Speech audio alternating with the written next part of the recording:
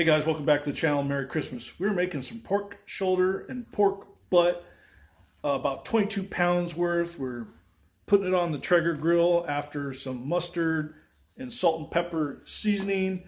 It's going to be good. We're making these for tamales. It's an annual tradition our family does every year. And let's get started.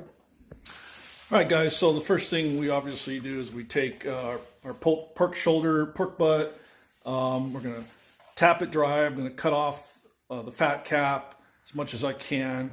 Then I'm going to slather it with a schmear, which is just a cheap yellow mustard.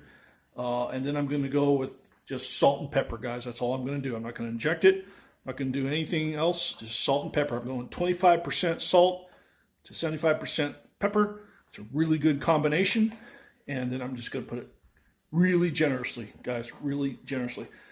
Then I'm using some Pit Boss hickory hardwood pellets in my Traeger, little Tex, and I'm going to set it for about 250 to 275. It kind of fluctuates, and I really had to shove them on there really tight. So the pork cushion came off in about 6 chunky pieces, and so those were going to be done a lot sooner than that pork butt. So we took those off early, put them in a tray. Sassy poured some chicken broth on them, and then we stuck them in the oven at about 250 to finish those up. And those finished up a lot faster than that pork butt. Pork butt needed about another 4 hours in total to catch up, which is no big deal. Again, we're making these for tamales, and it was really important that we wanted to keep that moisture in there, not get them too dry. But they ended up coming out fantastic. Babe, what do you think? How did the pork come out? The pork came out perfect. You just got a kiss of smoke in it. It's delicious. Tender, moist. Tender, moist. Just a kiss of smoke, which, guys, a lot of people complain that pellet smokers don't smoke enough. But, For tamales, as a matter of fact, sometimes you don't want a whole lot of smoke flavor. And so instead of using that Texas crutch or any other kind of method, you got a pellet grill in your toolkit, pull it out, and use that instead. Merry Christmas. Ooh, got a couple tamales here. Okay, baby, so tell us about the tamale you're about to make us. Okay, well, in my masa, I like to prepare it with the rendering and the red juice renderings and the fat from the pork. I put it in my Ninja and blend it liquid really well, and then I pour it in my masa, mix it up. I put a little of my red chili. This is all from scratch. It's the pork you smoked, of course.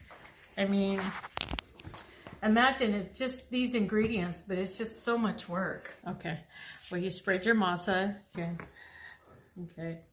You don't want to put too much because this masa does have baking soda in it, and so it will get a little thicker. You don't want to go too far off the end because then you have masa oozing out. So I usually go to there,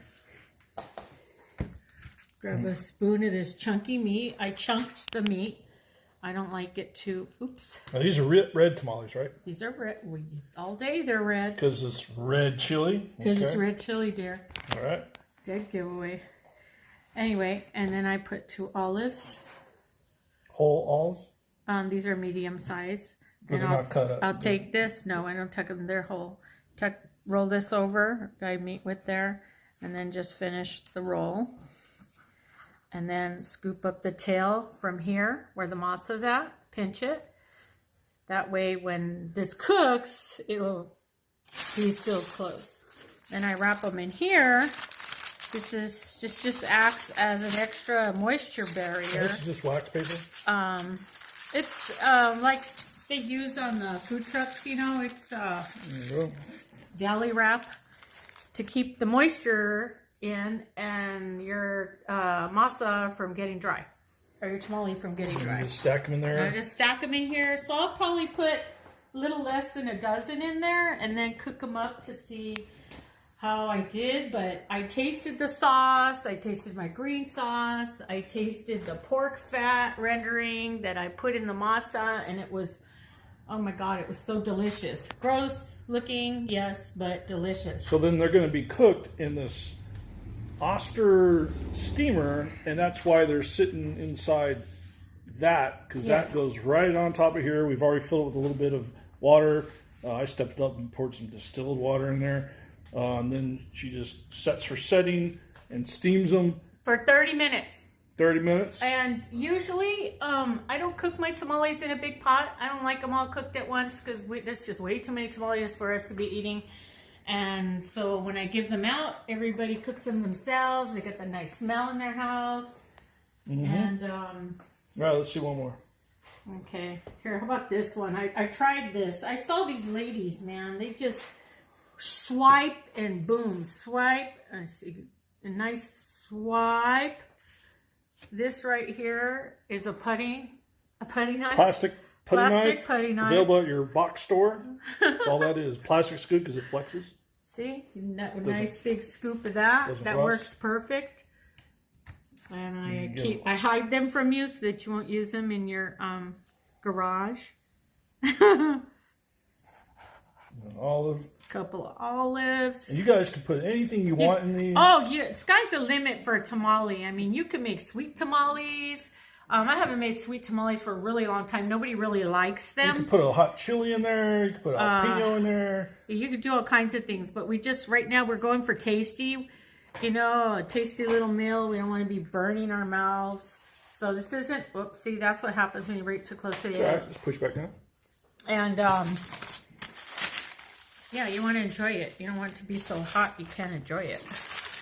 There you go. Roll it up just like a burrito. And you stick it in there. All right. Okay, so how long does it take? 30 minutes? 30 minutes. So this is an Oster, and you got it set for 30 minutes. It's got a timer. And there we go. So basically, it's a steamer. And it's going to steam those things, and then they'll be cooked. Now, babe, so the ones you don't cook, you just freeze them right up, right? Put them in Ziploc bags and freeze them? Double bag them and freeze them. And then everybody does, once they leave my house, that they do what they want with them. They can put them in the freezer, they can cook them, do whatever.